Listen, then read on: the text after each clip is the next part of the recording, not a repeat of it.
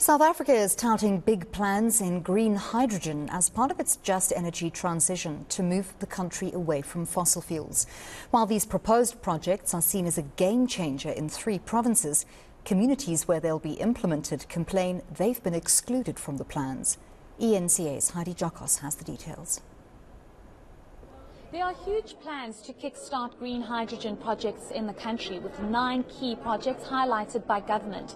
But there are concerns that many communities have not been consulted or briefed on these plans. We're looking at highly hazardous substances and, like we produced this little booklet, for example, to inform communities where developers are actually meant to be the ones informing communities about what green hydrogen is, what the hazards are, what can it do for communities, and also to empower them. But we find that civil society is left picking up that job. Some of the concerns we have, for example, are around the N3, that freeway is being developed as a throughway for hydrogen products to be delivered to the ports of Richards Bay, Durban, as well as the dry port of Cater Ridge. And we don't understand why rail is not being used, for example, whereas, you've got hazardous substances on the same freeways, along with coal trucks and various other minerals that will be coming through from the platinum belt.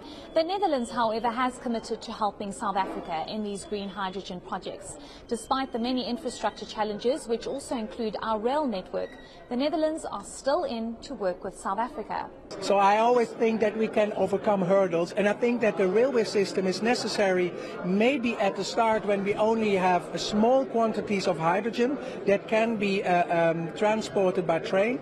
But in the end, you would need a pipeline infrastructure, and I think you also have to make sure that you produce your green electricity and your green hydrogen as close to the harbors as possible. So at more remote locations, you can just use the green electricity for your electricity demand, and the surpluses can be used to produce hydrogen. So it's also a matter of choosing the right locations where to do it. And I think we're lucky that pipeline infrastructure is very, very reliable. So I think that we have to look at that.